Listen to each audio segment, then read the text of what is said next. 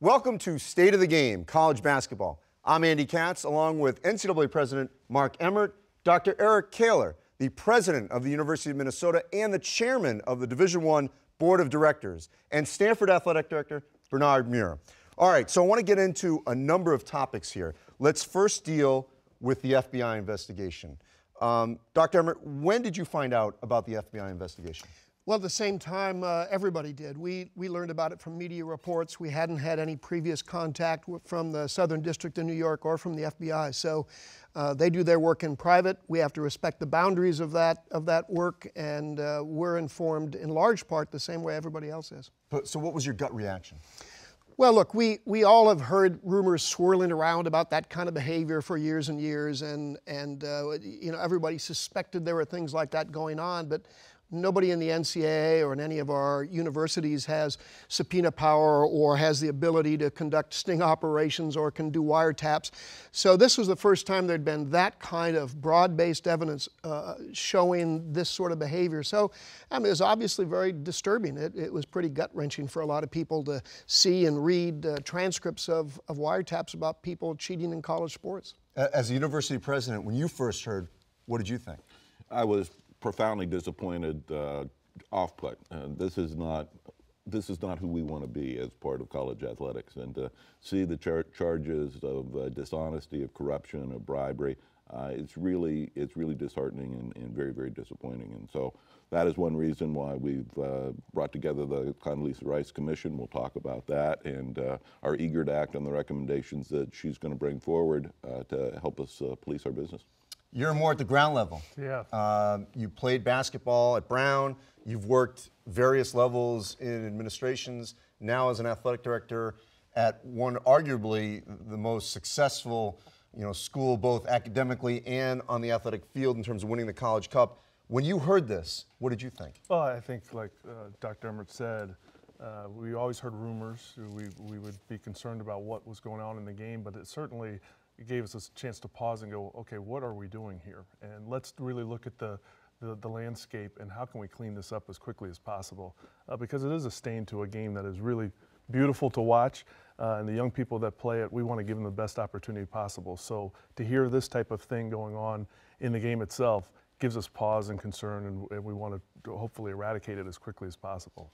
So you were on the selection committee. You were in that room this past week in New York City. You're one of the 10 people there. At any juncture, did this FBI investigation come up in any way about any of the teams that could have gotten in? Not at all. We never talked about it one bit. We're looking at teams available and what they've done. That's the bottom line. So this type of conversation never came up in the selection process. Dr. Emmert, if there's a perception that had been going on of unethical, maybe even illegal behavior, why did it take the FBI to uncover it rather than, the traditional NCAA enforcement? Yeah, well, first of all, the traditional enforcement model does, in fact, uncover these things, but it's much more episodic rather than systemic like the FBI can. Because the Southern District in New York decided to conduct this investigation, they could bring all of the tools that a federal investigatory body can, and that includes the ability to run sting operations, to do wiretaps, to subpoena information, to force witnesses to testify that a non-governmental body could never, ever do. So while we get at these things as one-offs when they come up and we can get the information and we can get universities to participate in those investigations, it's way different than what the FBI can do, and that's the way it's supposed to be. So the Committee on Infractions, I think there's this perception out there that it's you, that it's your staff. Yeah. What people don't do is they don't read all the way down to that press release and see who's actually making these decisions. Who is making the decisions when there's an infractions case? Well, there is an infractions committee of the NCAA. It's appointed by the leadership of the NCAA. It's composed of people from a wide range of backgrounds. It can include outside attorneys, former athletic directors, faculty representatives, professors of law, people with a broad perspective. They deliberate very, very carefully. They take this obligation to judge on infractions very seriously. They make that decision. There's an appeal process. There's a due process that institutions can go through. But the evidence that we're able to get is weighed very carefully by a knowledgeable group of individuals. Bernard, here's what I don't understand. when there's an infractions case and a school's upset about the decision, they just consistently say, the NCAA made this. How do you educate the membership that it's not Indianapolis? Right. It's actually your own colleagues that are making this decision? Now we have to talk to our public, our community, our constituency to that fact, saying this is not the folks in Indianapolis. This is a membership-driven organization, and it's us. Collectively, we're all in this together. We're policing ourselves, so to speak, and sometimes we don't agree with the decision, but we also know that we're talking to ourselves, if you will. And you know, that's part of being a membership-driven organization. Dr. Kaler, how often have you heard from other presidents or athletic directors that don't get it about who actually is making these decisions? Well, I think the knowledge of how the NCAA is run is not very widely distributed. It's a membership organization. We have 1,100 schools involved. We're organized into 3 divisions. We have almost 500,000 student athletes. It's a big distributed organization. People tend to want to personalize most bad things in life, and unfortunately for Mark, some of those decisions get personalized to the NCAA president. But I would say how the organization runs is not as well understood as it should be, and that leads to people making some misguided decisions and holding some misconceptions. I think also the misperception is that rule book is thick. I mean, it's 400 pages plus and growing. But we're charged to make sure, hey, these are the rules we put in place to govern ourselves, and that's really the discussion that happens among our members, and then we enact these rules and say, you know what, we think this should be put in the manual, and this is what we're going to live by. But that, again, is our members deciding that, not somebody in Indianapolis. And, you know, the rule book itself is dynamic. We've made enormous amounts of change for the good of the student athlete and for the good of the game over the past several years, significant changes, and those will continue. We strive to get better. So to this point, with the committee led by Condoleezza Rice, the former Secretary of State, what are the chances that a recommendation could be take it completely out of the membership, that it's a third party that actually makes these decisions? Well, which decisions do you mean? In terms of enforcement? In terms of enforcement, and infractions, so that there's no perception of, if you have, you know, a commissioner from one conference ruling on a case from another conference who could end up being a rival. Yeah, sure. And we do hear that a lot. You know, people that do understand that the decisions in infractions are made by essentially a jury of your peers, then you get questions about, well, how independent was that group? And having watched them for 7 years now, it's incredibly independent, but the perceptions are still there. So I think, in answer to your question, the vast majority of the cases that go through the Committee on Infractions, go through that regular process, work really, really well. They never become controversial. They're pretty straightforward. The school, the university or college cooperates with my investigatory team. They work directly with the Committee on Infractions. It all functions pretty darn well. Where it becomes problematic, and an area where I anticipate the Rice Commission to spend a lot of their time, is in a small number of cases that are really high profile, right? The ones that wind up in the media, and where instead of having a cooperative approach between the school and my staff, trying to find facts, it becomes highly antagonistic. It becomes much more like a courtroom setting. And in those cases, I think and I hope that they're going to bring forward some recommendations that we consider some completely different models around those, again, those really contentious cases, because I do think it does color people's perceptions that, oh, that's the NCAA. They're making those decisions because of money or something else, which is utterly untrue. But we need to have a system that people have greater confidence in. So when this report came out from Yahoo and then the one that was on ESPN, why did it work so quickly to clear these student athletes for competition over basically a 24-hour period, when there are other times when it can take, you know, weeks and months before something like that occurs? The cases that were cleared were pretty straightforward ones, and people were surprised that, gosh, somebody allegedly had a dinner with an agent for $50 or whatever it was, and my staff who reviews those things said, well, that's a de minimis issue, we don't care. They do that day in, day out. There's nothing unusual about that. That wasn't a... It was just all at once. It was just all at once, and you had 3 or 4 cases come in all at once, They were all pretty straightforward, de minimis questions. If those cases had come in the middle of the season, they would have been handled almost identically. Yeah, some people worked on a Saturday because they were going into some conference tournaments, but if under normal processes, they might have waited till Monday. But those weren't handled in any unusual way. How much power do you have to actually really affect change?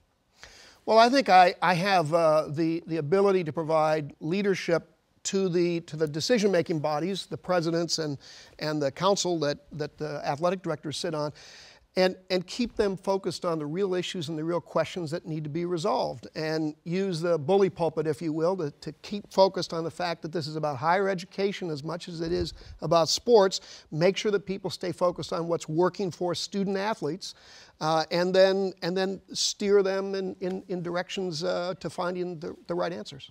There's a big misperception. He's not Roger Goodell. He's not Adam Silver. Okay, this is not the way it works. So, with that being said, there's a czar of a sport. How much power should one individual have to control a sport? I think that would be very difficult in our membership-driven organization. I think our conferences want the power, our schools want power. So to put all this responsibility on one person, we have 351 institutions playing college basketball, and to have one person be involved with the entire game, I think it would be a different shift in our current model. Well, I mean, first of all, the conference commissioners from the Power Five control college football, not Indianapolis. I mean, they're the ones that are making the decision on that, and that's another big misperception. So with that being said, beyond running championships, administrating the rules of the game, what should the role of the NCAA be in college sports? Well, we have several important overarching things that the NCAA does. Controlling eligibility, making a judgment about an amateur athlete's eligibility is important. You mentioned championships. It's important to understand that 90% of the revenue that the NCAA generates, which is primarily from the men's basketball tournament, flows back to the membership schools. We wouldn't have athletics at the scale we have in Division III or Division II, except for the NCAA distributions. In the Power Five conferences, the NCAA distribution is a significant part of the funding that supports the Olympic sports, the non-revenue sports. Those are sports that are providing opportunities for hundreds of thousands of students. It's really important that the NCAA exists as a way to organize the support of amateur college athletics in this country. So let me play devil's advocate and say, why should Minnesota support Williams? Why should Stanford help out UC Davis in any way? What's your response to that? I think we want competition. That's what we're celebrating here, and the thousands and thousands of young people that get a chance to have a platform to compete. We need UC Davis. We need these other schools to really come together and compete. If it was just isolated to a small group, I think it diminishes the overall experience for our young people. And I think, Andy, it's also, again, really important that we remember this is about college students playing college students. As Dr. Kaler said, we have nearly 500,000 young men and women playing NCAA sports. This year, there'll be about $3.3 or $3.5 billion of scholarship money, direct scholarship money, directed to all of those students through these universities because of their support of athletic programs. It's one of the biggest supporters of students in the classroom as well as on the courts of anything that happens in America. And that's enabled by the NCAA and its participation with all 1,100 of those schools. So I thought the best game of the year, was St. Bonaventure versus Davidson. Triple overtime. Yeah. I wasn't there in Olean, but it was packed. Yeah. It came across that way on television, and there wasn't one player on that court that has anything to do with any of this. Right. Okay? Neither school, anything like that. So with that being said, how do you change the narrative where everyone, because I've heard this from coaches and athletes, gets smeared by the few? I think now in the next few weeks here that will unfold, you'll hear great stories. The individuals that are getting to compete in this championship, it's those unique stories that will be told, and that's where the focus should be. When young people get to do their craft and do it well, especially on a national stage, that is what this is all about. And so hopefully that narrative continues to be told as opposed to what we've been talking about earlier on. All right, so things have changed. Okay, so first of all, this Olympic model, how would you apply an Olympic model to college athletics? Well, it's not clear at all. So the Olympic model has so many differences from what we do in college sports. So first of all, it's easy to forget that the vast majority of Olympians are in fact professional athletes. They're not collegiate athletes. Stanford sends a lot to the Olympics. When I was president of Washington, we sent a lot. But most of them are in fact professionals already. Secondly, there's no recruitment issues in the Olympics. The Russians aren't over here recruiting away our swimmers or vice versa. In college sports, you've got 19,000 teams, schools competing with each other to attract one athlete versus another. That's a very different model than the Olympic model.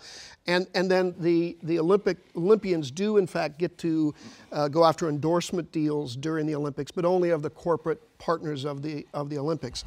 There are elements of that people think we should look at. I think we need to take a long, hard look at what parts of that could be applicable and which parts couldn't.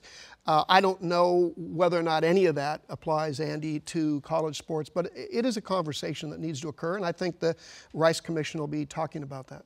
So how does a college basketball player or college football player market himself? Well, you just went through the seeding of the tournament. If you're a college basketball player with professional aspirations, whether it's in basketball or just whatever your profession is going to be, I can't think of a better marketing device than playing in the NCAA tournament. I mean, you are going to personally be talking about 100 or so basketball players for the next 2-3 weeks on a national stage, literally that the whole world watches. That's a pretty powerful marketing tool. And some of the household names in American sports are because of their success playing in the men's basketball tournament or in a college football playoff championship. So in terms of promoting and marketing yourself and building that reputation to launch your professional career, I think that's probably the greatest opportunity available. And I think a great example of that is Kevin Durant. So he comes out, and it was widely reported at the time he couldn't lift whatever it was at the combine. Right. So yes, highly recruited, ends up from Maryland to Texas. There's no way he's the number 2 pick if he goes straight out of high school. He benefits from a year at Texas and, obviously made millions of dollars off of that experience and that exposure of being, National Player of the Year in terms of, the kind of year he had in that one season at Texas. But I want to get back to basically, if there was this free market, okay, so we take a game between, Stanford and USC, and, I'm trying to envision on the court, what would happen? You're a Nike school, and I'm playing for Stanford, but you know what? Adidas wants me with sneakers, maybe some gear. Right. And now Powerade comes after me, even though you've got Gatorade on the bench. How would that work? I think it wouldn't. I think it'd be sheer chaos. Because right now what Nike provides at Stanford allows me to outfit our entire 900 student athletes in 36 sports. Now if all of a sudden we had these side deals and separate deals where all 900 athletes could go get their own deal, some might go without. And so they'll look to me saying, where's my gear, where's my equipment to compete? Well, we leave it up to the students to go and How much would that cost if you at Stanford, your athletic department, had to pay instead of Nike giving it to you? That's millions of dollars. There's a 7-figure commitment here that we're going through. Now, Nike wouldn't want me to give you the exact terms of the deal, but at the same token, we're putting millions of dollars into outfitting our student athletes so they can compete. And so if Minnesota didn't have a deal, where would that money come from if you had to outfit? We'd have to bring it out of some other revenue source, and ultimately perhaps tuition or state appropriation, which is a bridge that we don't really ever want to cross. It's not the right direction. But Andy, let me go back a little bit to the marketing and the benefit that these student athletes get. It's enormous. These student athletes now get the full cost of attendance. They get very good training. They get wonderful food. They get lodging. They get a wonderful world-class education at one of our schools, and they graduate from college debt-free. That's a pretty good deal. Yeah, no Kansas or Kentucky player is walking in August with a fridge and a TV into their dorm room. So they've got the finest housing on campus. Their life, obviously, while they're at school is great. And I've had many seniors tell me that their experience during that time. So you played at Brown many moons ago. Don't want to date you here, but how have the benefits changed for student athletes in terms of Pell Grants, cost of attendance, food, travel, medical care, facilities? What has changed over the last, whether it's 2 years, 5 years, 10 years? I would say in the last 5 years alone, we used to say there's arms race just in facilities. We'd all try to build the best and greatest facilities for our student athletes to compete in. We're still doing that, but that arms race is now going even further. Food we talk about. What we're investing in food, pretty much kids are being able to get food 24/7, which they should, but we're providing it. The expense that we derive from this championship that flows back into our institutions is to enhance the student athlete experience. You could argue, which some do, hey, we're paying quite a bit in compensation for the leadership of those programs, which we are, but we're also trying to provide our student athletes with the best experience possible. And all the things that Dr. Kaler just mentioned, those are things that we're taking those resources and putting it into their experience. And if I could, Bernard said something really important. So over the past 5 years or so, we've seen a really important, and I think something we should be proud of actually, shift in the way schools compete to attract and recruit young men and young women to their programs. It used to always be around facilities. Right. Who could have the biggest this or the biggest that. They still compete over facilities, but they're also competing now over who can treat the students the best, who can give them the best nutrition, who can give them the best academic support, who can give them the best opportunities for travel and the way they travel, who can give them the best medical care. And that's a great change. And I think that if you look at the experience of a freshman entering 6 years ago versus a freshman entering today, it's a very, very different world, and that's a good thing. It's expensive, but that's okay. It's the right place to be spending money. Yeah, I mean, Robbie Hummel, who had a great career at Purdue, now a broadcaster, he told me when he tore his knee, Purdue flew him to New York, great medical care, surgery there, put him up in a hotel for 4 nights, and that surgery will help him the rest of his life. Nothing against Indiana doctors or anything, but he had great care. Bernard, USA Today reported that I think 47 coaches make more than $2 million a year. So the easy converse to that is, whoa, you know, the crazy salaries here. Why shouldn't the players just get a little piece of that? I think they do. I think what we're talking about in terms of providing a scholarship. I know out of my place, if you look at 4-year period, that's over $200,000 a year. Now we talk about travel and lodging and food, cost of attendance. That number continues to creep. So you could say our student athletes are benefiting well over 6 figures over the course of a 4-year, sometimes 5-year period. And that adds up. You think about, like we were talking about, 351 institutions playing college basketball, 15 on a team. You do start doing the math, and you're going, okay, this is a significant investment that we're making, and they're leaving debt-free. We're kind of forgetting about the female athletes here. Title IX. Help those understand all this talk about got to pay the males, got to pay the males. What happens to the women? Well, I think, again, you got to remember this is in the context of higher education. These are educational universities and colleges that are conducting these games, and you have to abide by the educational laws of the United States. You've got to provide women with the same opportunities and support that men receive. If you were going to pay salaries to male athletes, you'd have to do the same thing for female athletes, and you'd have to come up with some explanation to the federal government as to why you would possibly not do it for one group versus another, and I think that's completely untenable. I think the other issue is that if you were going to move into a model where you were just paying football and basketball athletes, that's the argument that always comes forward. The way athletic departments are going to do that is they're going to eliminate other sports. And there's really no other way for them to do it. Yeah, if you just looked at the revenue from football, you might be able to figure out how to pay football players, but you would eliminate all the other sports that are out there in order to do that and take away opportunities from men and women as well. It simply doesn't, those kinds of things simply don't fit in the context of a university. Yeah, so all those that like to criticize on this, you actually sit in that chair. You have to budget your athletic department. Right. What would happen to your softball program?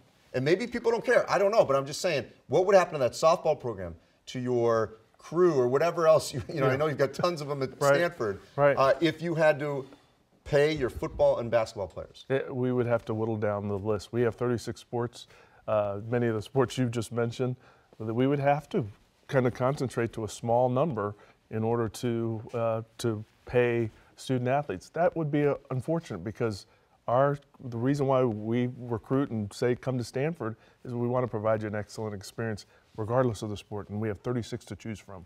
Now we'd have to have lesser offerings. All right, so what's realistic in this model here? What do you think could actually happen in terms of the student athletes getting a little bit more, the naming rights, anything that you think could actually occur from this commission?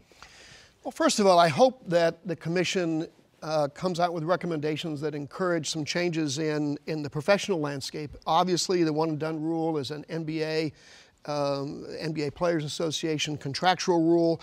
But, you know, many of us have been saying, and I think my colleagues agree, that young men ought to have professional options. If you don't want to go to college and you want to become a professional basketball player, there ought to be opportunities to do that. And there are some now. You can go to the G League now. You can go to Europe now. Those are not particularly attractive options for a lot of people. But I hope, first of all, that young people get choice. If they don't want to go to college, they really should have an option to not do that. If you want to go to college and you want to become a better basketball player, you want to become a professional athlete, then Bernard's got a great deal for you. Minnesota's got a great deal for you, and you can go there and you can develop those skills and abilities. We need to keep focused on making sure that we're providing those student athletes with everything that they possibly need as student athletes. The rules have been changed over the past 5 years to give them increased benefits. Every place we can continue to do that, we ought to do it. There needs to be a discussion about whether or not any kind of endorsement deals could be considered. You've heard some of the problems with doing that, but that doesn't mean the commission shouldn't debate it and discuss it. But once you move over the line and say, okay, we're now going to pay you to play, you've now turned that into a professional athlete. I mean, that's the fundamental problem here. You're no longer primarily a student athlete, you're now a professional athlete. That becomes very problematic. But inside being a student, we need to give them everything they possibly can use and enjoy as a student athlete. I'd only add to that is that I wish we could, and I know hopefully the Rice Commission and others will look at this, provide better advice to those small numbers of student athletes that are in a position to go professional. And so they can get really good advice and decide, okay, is this the right thing for me?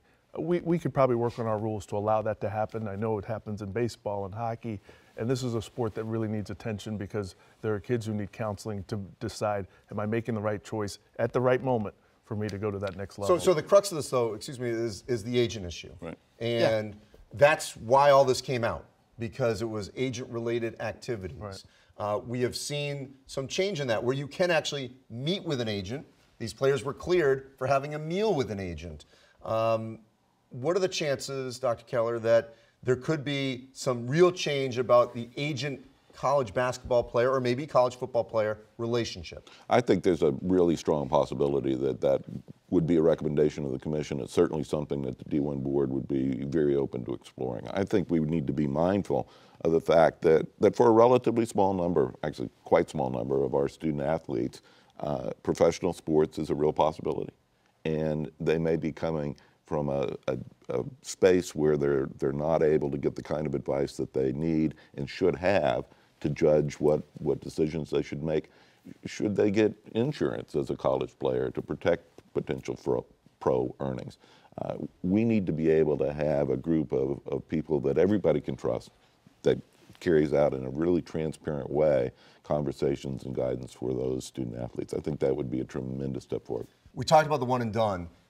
The one and done actually has not been bad for college basketball. I mean, there's been high-profile players that obviously have helped the game.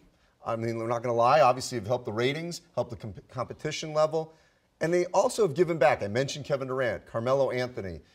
When these players have been on campus, you know, they actually obviously have an impact, and then they leave, and there's an attachment. Certainly, you know, at Kentucky and Duke, which have had a lot of one and done, they've come back, and it has benefited the school. You know, at that level, because it's sort of looked at as this, you know, this awful thing. What have been the benefits of having these high-profile athletes on campus, even if it's for one season? I think as long as it's an education, there's an education being sought after, it's okay. It happens in other sports, golf, tennis, where we have a student athlete that will come and they're ready to go to the next level. That's fine, but when they're there, we want to make sure that they're moving toward, progressing toward a Well, degree. and that safeguard was put in. I mean, yes, because when it first came out, guys were bolting in April and March, and then that affected the APR. Yep. And so basically you could get dinged from that later on. And so now these guys are at least finishing that second semester because there's collateral damage if they bolt early. What kind of conversations have you heard, are you privy to, where there could be any kind of change, whether it's back to the old model, you could go right out of high school, or increasing it to maybe 2 years? 'Cause I don't think it would go to 3. With the NBA and the Players Association, because it's their rule. That's right, and people occasionally forget that. Those decisions are up to those two entities, not us, of course. But you know, we've seen Adam Silver and Michelle Roberts both make public statements that this is it's time to look at this again. It's time to reconsider what that relationship could be. The biggest challenge for college sport, I think, is when these young men don't have a choice. If they make the choice, if they had an option, I can go play in the NBA now or an enhanced G League or whatever the model looks like, or I can go to college. Now, as Bernard said, they're making a decision. It's a free decision that they get to make. They have to be a student. They may be there 1 year, 2 years, 3 years. Obviously, we'd like them there as long as possible. But it's not as if they're being forced to do it. They have no choice. They're going begrudgingly into school. I mean, we've seen way too many kids go into college, come out, they weren't interested in being there. They come out, they badmouth that experience. They said how terrible the system is. Well, that young man should have had an opportunity then to make a decision to not go there if he didn't want to. If you want to, great. But if you don't, you shouldn't have to.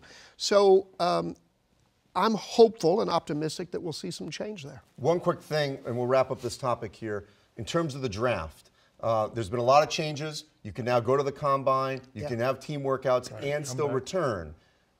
What would happen if, on the NCAA side, you relax the rules that if you don't get drafted late June, that you could return? What would happen, though, on the college basketball level if college coach didn't know till July 1 who he was getting back? I think they would put them in a state of flux, saying, okay, can I get that scholarship and give it to someone else? Is that person coming back? It'd be a little bit awkward, but I think it's something that we could work through, and we definitely need to study and certainly get input from our college basketball coaching community to say, okay, how could this work? Because in fairness to the young men who have that opportunity, we'd love for them to come back and get another year in school. No question about that. Why would we turn that down? But it does create a little bit of angst in how you manage your program. Yeah, I mean, there's two things. One, there's consequences from a decision. Yep. So if you make it, on the flip side, it's a small minority of players. Correct. Really small number. All right, so I just want to go real quickly here.